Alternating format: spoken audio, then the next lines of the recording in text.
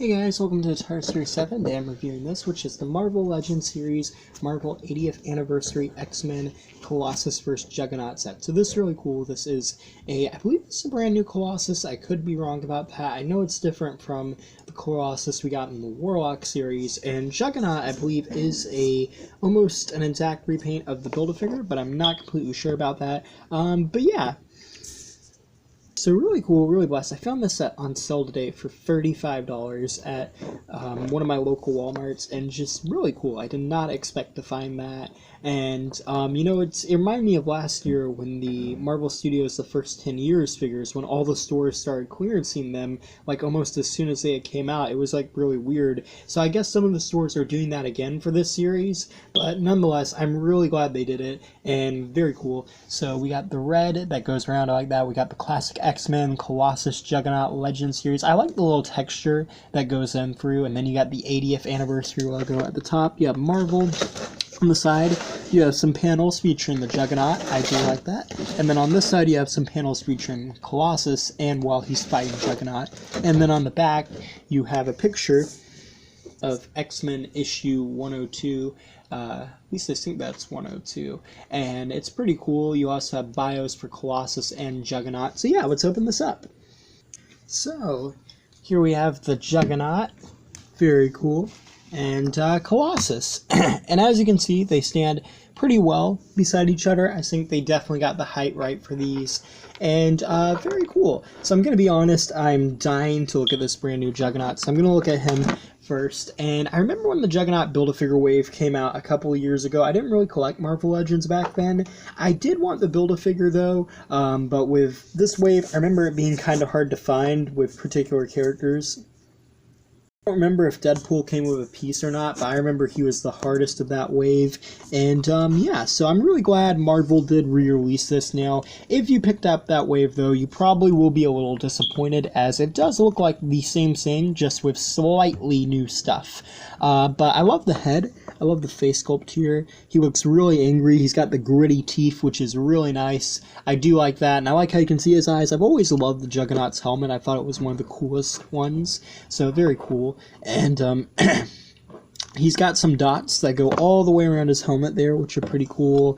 And then he's got the dark red on his shoulder and the lighter red with the stripes, which I think are neat. And there isn't really a lot of molded detail, but for someone like Juggernaut, you can just kind of look at him and kind of tell.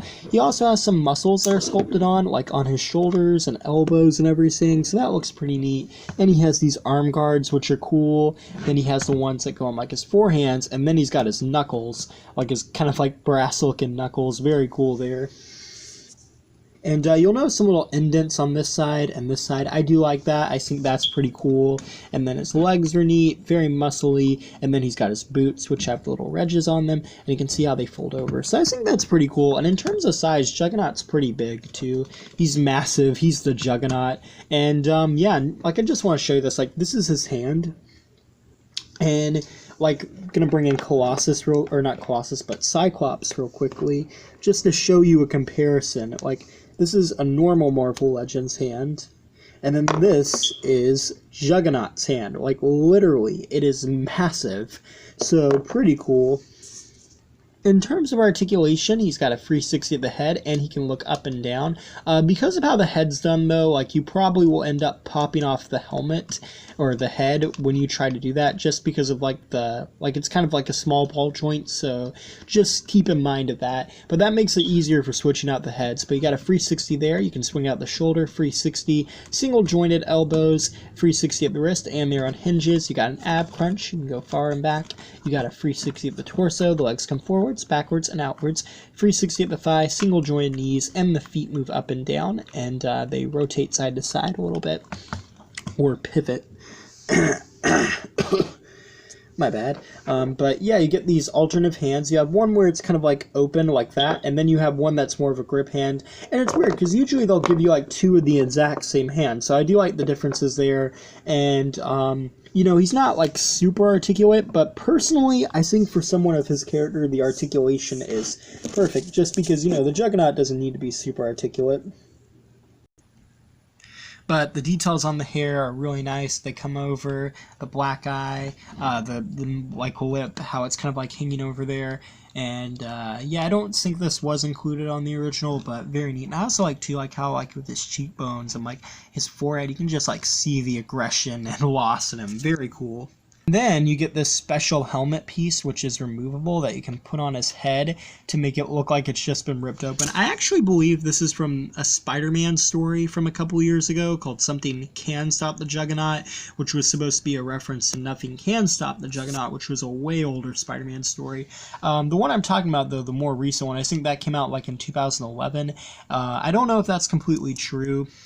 But this is the 80th anniversary of the like Marvel characters, so it would make sense. And I do like how they painted this silver so you can actually see where it's busted open. I do like that. I think this is an accessory that a lot of people are going to want.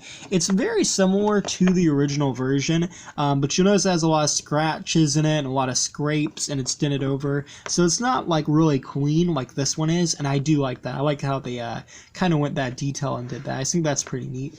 I'm not going to display it on my shelf like this, but I definitely like that you get this option. And, you know, if you already have this figure, you probably won't want to get it another time, but if you do end up getting it, at least like you do have like a different option for it, so that's pretty cool. And up next we have Colossus, who looks very cool. This is the original take on Colossus. I had reviewed the one from the Warlock series, and I'll give a comparison there in a second, but very cool, and I like it. You know, it definitely looks like old school Colossus. I think they did a good job at capturing it. I think this 80th anniversary line has done a really good job at, you know, getting the characters with how they looked in that era. Personally, I love the older Marvel comics myself, so really great. But I like the details on the face. He's got a stern look. It's very kind of like silver chrome almost looking, very cool. And then he's got the black hair. I always liked how his hair looks when he's in his Colossus form. It's kind of like metal. I think it looks pretty cool how they did it. And it moves on well. And then he has like his costume, which has the red and the yellow tied in. And then he's got the silver. I really love the silver detailing on the sides there. He's got the lines that run through them too, just like in the comic books. So very cool. And then he's got an open grip tan on both sides, but you do get a pair of fisted hands. Kind of funny because Colossus is, or Juggernaut, like when he comes with open hands, but he's wearing fisted hands, and Colossus comes with fisted hands, but he's wearing open hands. So I like that. Then you got the X-Men belt there, which is pretty cool, the logo on it, and very neat. And then you have some more of the silver and the boots and the yellow. So overall, I think they've done a really good job at capturing Colossus as he appeared in the original comic.